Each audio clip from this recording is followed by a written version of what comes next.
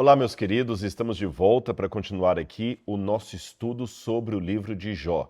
Ele faz parte dos livros poéticos que estão na Bíblia, ele é o primeiro dos livros poéticos, e o seu texto, como nós vimos na aula passada, ele é muito confuso em hebraico. É um texto repleto de trocadilhos, ironias, frases dúbias, e ele deu, inclusive, dor de cabeça até para Jerônimo, na hora de traduzir o Antigo Testamento para o latim. Porém, essas dubiedades que o texto apresenta também podem ser uma forma de entender a teologia do sofrimento que traz o livro de Jó. Mas vamos com calma. Em primeiro lugar, algo que eu deixei para revelar apenas hoje, como ilustração da dubiedade do texto, está no próprio nome do patriarca, o seu nome em hebraico, Yov.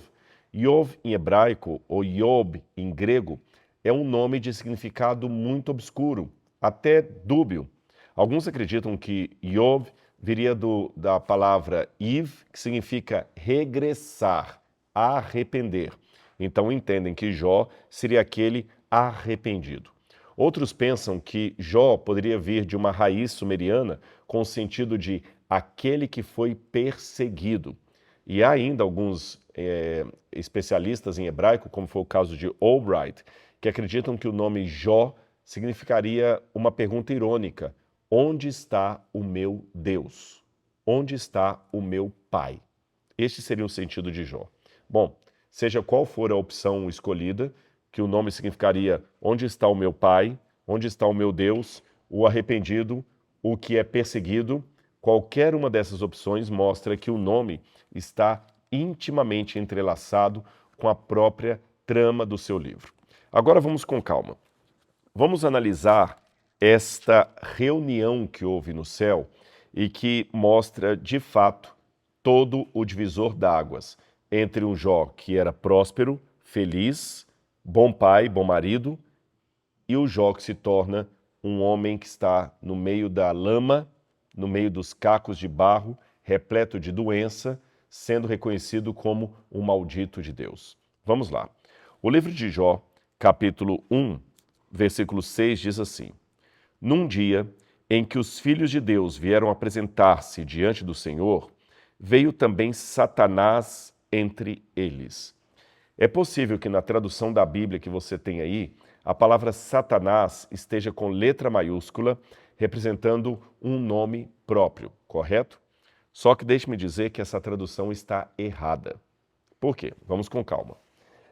Embora Satanás venha a ser o nome do inimigo de Deus, ou o apelido que ele recebe, por isso escrevemos com letra maiúscula, este não é o único título que se aplica ao príncipe das trevas. Ele também é chamado de Beuzebu, Lúcifer, Diabo. Ele é chamado de coisa ruim, né, na linguagem popular, mas pelo menos na Bíblia ele ainda tem também o título de Beuzebu, que significa o Baal das moscas. Ele tem o título de Diabo, que vem do grego diabalos, aquele que foi lançado através de, e ele tem o título de Lúcifer, que não aparece na Bíblia em hebraico, mas sim foi uma corruptela da tradução de Isaías para o latim, Lutíferos, e esse nome, Lutíferos, acabou se tornando um nome próprio e encontrou guarida na tradição cristã, e muitas vezes falamos também de Lúcifer, como sendo o anjo, o querubim caído que perdeu a sua posição diante de Deus. Ok? Até aí tudo bem. Só que o nome Satanás, que é usado como título para o inimigo de Deus, ele significa advogado de acusação, um adversário jurídico de uma pessoa. Pode também ser um adversário em outros contextos, porém, o maior é um contexto jurídico, um contexto político, alguém que se opõe ao outro com argumentações políticas ou jurídicas. Tudo bem até aí? Esse é o sentido de Satanás. E fique tranquilo, porque eu estou repetindo muito o nome aqui, mas você não precisa pular a aula ou desligar esse vídeo, porque criou-se também no Brasil aquela tradição que não é possível pronunciar o nome do diabo. Quando eu era criança, eu lembro que as pessoas não falavam diabo, falavam diacho, para não pronunciar o nome dele, ou então diziam o coisa ruim. Para não falar a palavra desgraça, elas falavam, ele xingou o nome da pelada. Embora eu esteja de acordo com o fato de que a repetição de palavras ruins, de xingamentos, de maldições, atrai sim coisas ruins para o lar. É melhor que nós possamos ter a nossa boca cheia de bênçãos, de felicitações, não de maldições. É claro que quem fala demais do diabo acaba atraindo o diabo. Por outro lado, eu também estou consciente que criou-se na cultura tradicional do Brasil uma reverência pelo nome do diabo, a ponto de não pronunciá-lo, quando, na verdade, na cultura bíblica, a reverência era para com o nome de Deus. Pode notar que os judeus, até hoje, eles não pronunciam o nome de Deus. Preferem dizer Adonai, Senhor, ou Hashem, o nome, porque, por reverenciar o nome de Deus, eles não pronunciam de qualquer maneira. Já os cristãos pronunciam o nome de Deus de qualquer jeito e reverenciam o nome do diabo, evitando pronunciá-lo. São questões culturais, mas de qualquer modo, aqui na nossa aula, eu vou falar do nome Satanás, porque é um nome que aparece no livro de Jó e eu preciso explicá-lo para você. Tudo bem? Então vamos lá. Por que então que eu digo que Satanás com S maiúsculo está errado nas Bíblias em português? Você vai entender. Eu vou começar dizendo para você uma regra gramatical do hebraico bíblico. Vamos lá. No hebraico bíblico, você nunca, jamais coloca artigo definido antes de um nome próprio. Em português, eu posso falar claramente assim: o Maurício comprou uma casa. A Laura dirigiu o carro. Em português está tudo bem. Mas em hebraico, eu não posso colocar um artigo definido antes do nome Maurício ou antes do nome Laura. Por quê? Maurício e Laura são nomes próprios. Então, em hebraico, eu diria diferente. Eu diria, comprou uma casa Maurício, porque o verbo vem antes. Eu diria, dirigiu o carro Laura. E faz sentido, porque para os hebreus, se o nome já é próprio, seria redundante colocar junto dele um artigo definido. Concorda comigo? Eu posso dizer o menino para diferenciá-lo de um menino. Mas se eu estou falando Paulo, já sei quem é, Paulo. Então não faz sentido dizer o Paulo. Isso em hebraico. Agora eu vou mostrar para você na tela como o nome de Satanás está no texto original hebraico. Olha aí na tela. A primeira palavra que está à sua direita se lê Satan. Satan é Satanás em hebraico. E como eu falei, Satan tem o sentido de adversário político ou jurídico. Um adversário jurídico. A seguir, você tem o nome Ra-Satan, ou Satã, ou adversário. Quando o nome Satã aparece sem artigo definido, ele pode sim estar se referindo a um adversário qualquer ou o nome próprio de Satanás. Mas quando ele aparece com artigo definido, ele está se referindo àquele adversário propriamente dito. E nesse sentido, não pode ser um nome próprio, porque você não usa artigo definido antes de nome próprio. Ficou claro? Quando eu vou para o texto original em hebraico, que diz que os filhos de Deus vieram apresentar-se perante o Senhor, e eu leio, veio também Satanás entre eles, em hebraico está Gam ha-Satam, também o adversário. Não pode ser o nome próprio. Está dizendo que um adversário jurídico ou político de Deus apresentou-se em meio aos filhos de Deus, aos Bnei Elohim. Quem seriam os Bnei Elohim? Anjos. Ou quem sabe, supondo que Deus criou vários mundos habitados, que ele tenha criado mundos habitados, os representantes desses mundos habitados estariam diante do Senhor, numa reunião celestial. Então é estranho que o anjo rebelde esteja entre eles. Mas de que maneira ele aparece entre eles? Como um adversário jurídico de Deus. Por isso o texto fala, estando os filhos de Deus reunidos diante do Senhor, veio também o promotor entre eles, ou o advogado de acusação entre eles. Não é um nome próprio, é uma função. Você percebeu? Ficou claro? Ou seja, Satanás, que significa advogado de acusação, adversário jurídico, se tornou esse nome o apelido de Lúcifer. Porém, aqui no livro de Jó, não está como seu apelido, mas como sua função, porque tem um artigo definido. Veio também o advogado de acusação entre eles. Agora, se Satanás, ou Lúcifer, chega diante de Deus como o advogado de acusação, quem ele estava acusando? Qual seria o objeto da sua acusação? Vamos entender isso. Deixa eu explicar para vocês como funcionava o mundo jurídico da época patriarcal, da época de Jó. Hoje nós temos o advogado de acusação, correto? E o advogado de defesa. Porém, não havia nessa época o papel de advogado como um profissional de leis. Quem escrevia as leis geralmente era o rei, que tinha a função de rei e juiz ao mesmo tempo. Então funcionava assim. Se eu tivesse uma demanda contra o meu vizinho, vamos supor que o meu vizinho pegou um animal emprestado e não devolveu e o animal morreu, o vizinho trouxe um prejuízo para mim. E de acordo com uma lei da época, quem sabe o Código de Hammurabi, por exemplo, aquele vizinho está em débito para comigo. Eu vou até o rei, até o sacerdote, o líder da cidade, e levo para ele a minha queixa. Eu digo, olha, rei, o meu vizinho pegou o meu animal emprestado, o animal morreu, ele não me indenizou da perda que ele me causou. Se o rei, governante, vir um lastro jurídico na minha demanda, sabe o que ele faz? Ele me nomeia Satã. E antes que você comece a bater na mesa aí, nossa, mas eu não quero ser Satanás de maneira nenhuma. Lembre-se que a palavra que nós hoje usamos como representação do príncipe das trevas, Satanás, naqueles idos representava advogado de acusação, adversário jurídico. Então, o juiz, que é o governador, me nomeia Satã, ou seja, eu sou o promotor da minha própria causa.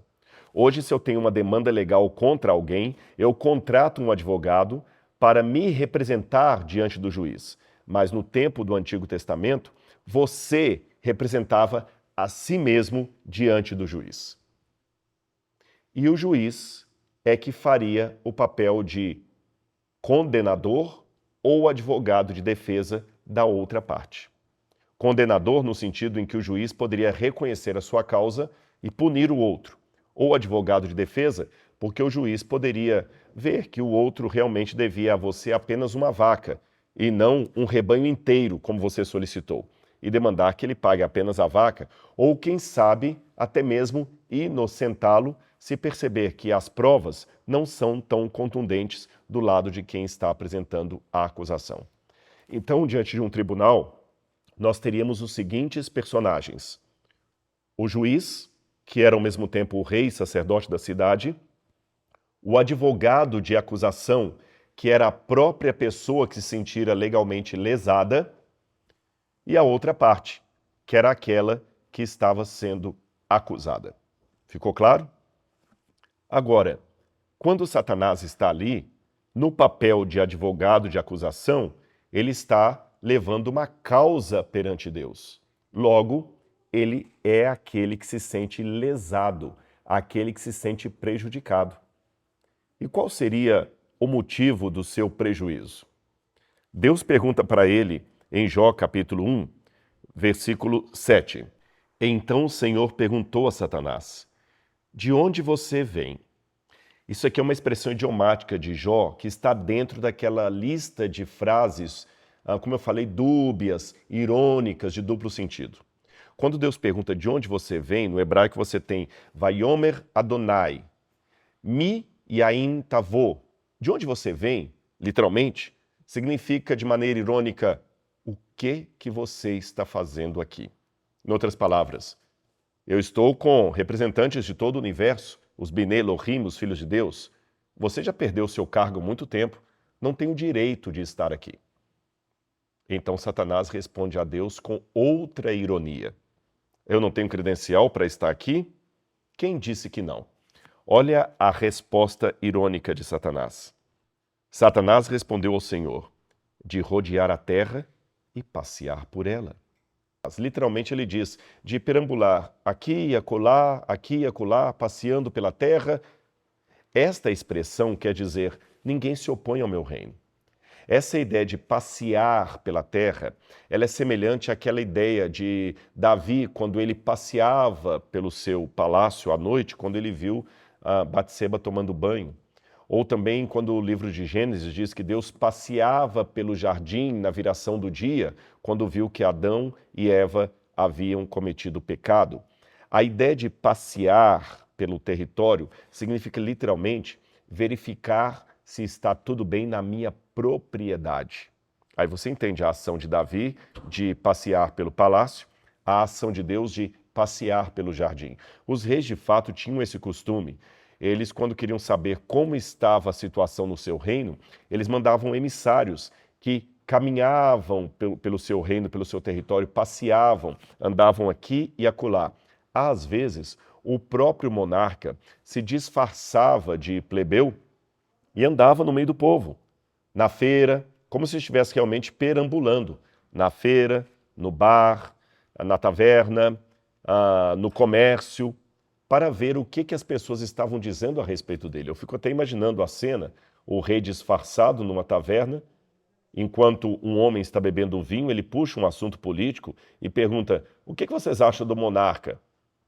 E imagina alguém falando assim, dizem que estão querendo matá-lo, quem quer matar o rei? Aí é o chefe da guarda, e o próprio rei estaria ali disfarçado ouvindo tudo, ou quem sabe alguém de sua confiança fazendo o mesmo papel.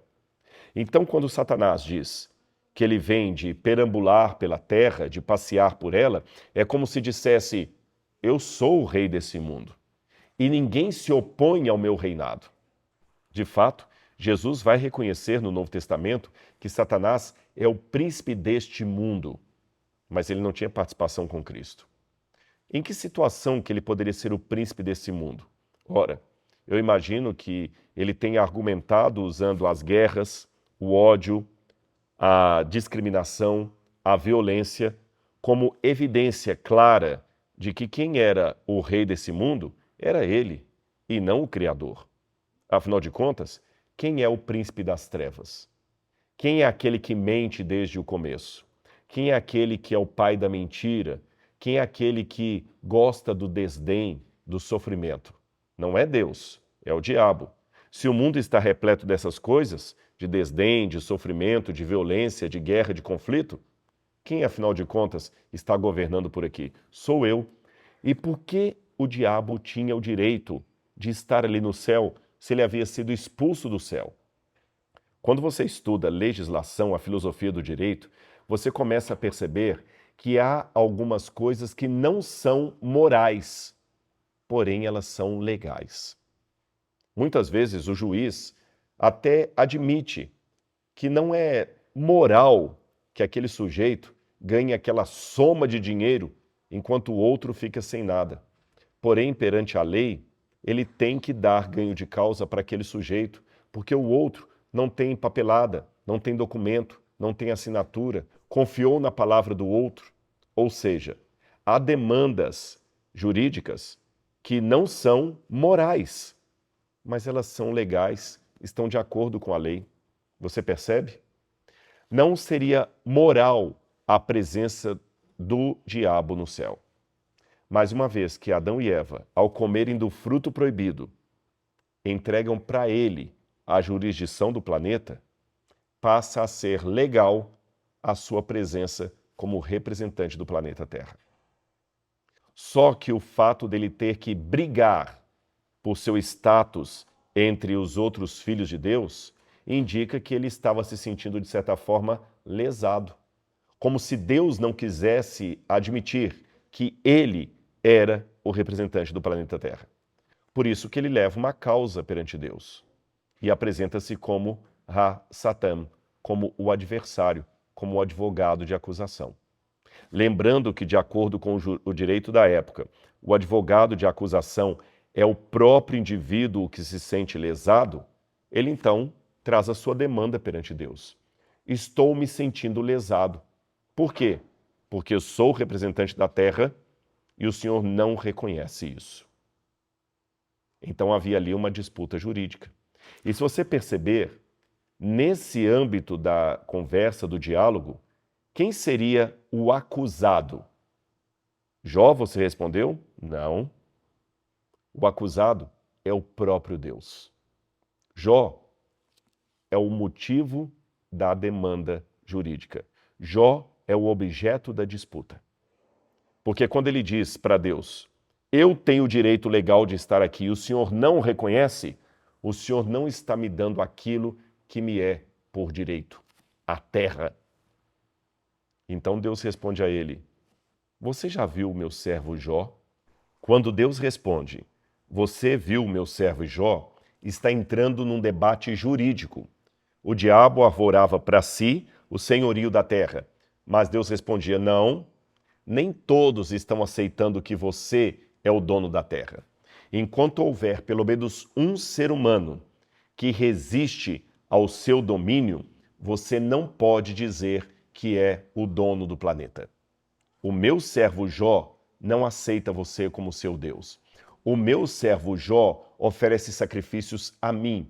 O meu servo Jó implora para que eu venha reinar. Então, enquanto houver na terra pelo menos um que resista ao mal, ele não tem o direito de se declarar o dono desse mundo. Quando Adão e Eva cometeram o pecado comendo o fruto proibido, eles eram 100% da população da terra. Por isso, o diabo ganhou causa jurídica sobre eles. Mas uma vez que o próprio Adão e a própria Eva se arrependeram e Deus ofereceu-se para pagar a dívida que eles contraíram, uma vez que descendentes de Adão e Eva também entregam o seu coração a Deus, esse remanescente fiel tem o direito de implorar a Deus salvação. Senhor, paga a nossa dívida, devolva-nos o planeta. E enquanto houver esse grupo aqui no mundo, o diabo não pode se dizer o Deus desse sistema, porque há um grupo que resiste a ele. E é a esse grupo que Deus vai responder, intervindo na história e expulsando o diabo desse mundo. Percebeu? Só que isto nos coloca dentro de um pano de fundo muito maior. O problema de Jó não era pessoal. Era uma disputa jurídica que envolvia muito mais do que Jó e a sua família. Envolvia os outros filhos de Deus que acompanhavam atentos o diálogo entre Deus e o diabo. Aliás, sabe por que Deus não destruiu o diabo logo que ele pecou? Simplesmente porque Deus percebia que se fizesse isso, talvez pudesse deixar dúvidas no restante da criação. Sabe quando numa empresa alguém sabe que o sujeito está roubando e mesmo assim faz vistas grossas durante um tempo até que a auditoria consiga comprovar que ele de fato está roubando a empresa? Por que um experiente empresário não manda embora aquele que roubou na empresa assim que descobre o seu furto? Porque se o fizer, aquele ex-funcionário pode até entrar com uma ação judicial por calúnia e difamação, porque não há provas do seu roubo. Então, muitas vezes, quando um roubo é descoberto, o CEO da empresa já sabia há algum tempo, mas sabiamente contratou uma auditoria e deixou que o ladrão, que o desonesto, revelasse o seu verdadeiro caráter, deixando provas do seu crime. E uma vez que o seu crime está patenteado, está comprovado, agora sim, ele pode ser juridicamente condenado. Enquanto o diabo só lançava dúvidas no universo acerca do caráter de Deus e da sua justiça, ele poderia ser transformado num mártir se Deus o destruísse antes do tempo. Portanto, Deus permitiu que o diabo continuasse vivo para que se patenteasse diante do universo qual era o seu verdadeiro caráter, a sua intenção e o resultado da sua rebelião contra Deus. Nesse aspecto, a fidelidade de Jó era o argumento jurídico de Deus. Por um lado, o diabo dizia que Deus estava comprando o patriarca Jó, por isso que Jó lhe era fiel. E por outro lado, Deus tinha que mostrar aos outros, Binei Elohim, filhos de Deus, que ele não estava comprando Jó, que Jó era fiel ao Criador por um ato voluntário de amor. Jó amava a Deus e suplicava a intervenção divina. Jó era, ao mesmo tempo, o objeto disputado pelo diabo e o argumento da justiça de Deus. É por isso que, com muita dor no coração, Deus permitiu ao diabo afligir Jó, para mostrar ao universo que Deus não compra as pessoas, que quem é fiel a Deus, na chuva ou no sol, no calor ou no frio, na bonança ou na tempestade. E você? Se isso se passasse em relação à sua vida, será que Deus poderia olhar para você na terra e falar: diabo, você já viu a minha serva fulana? Você já viu o meu servo Beltrano? Coloque o seu nome aí para completar a frase. Será que eu e você podemos ser um argumento jurídico favorável à justiça de Deus? Algo a se pensar. Na próxima aula, eu vou continuar mostrando como, na aflição de Jó, ele não entendia o plano do conflito cósmico que envolvia o seu sofrimento e como o comportamento dos seus amigos refletia uma teologia distorcida acerca do caráter de Deus. Mas esse será o assunto da nossa próxima aula. Até lá!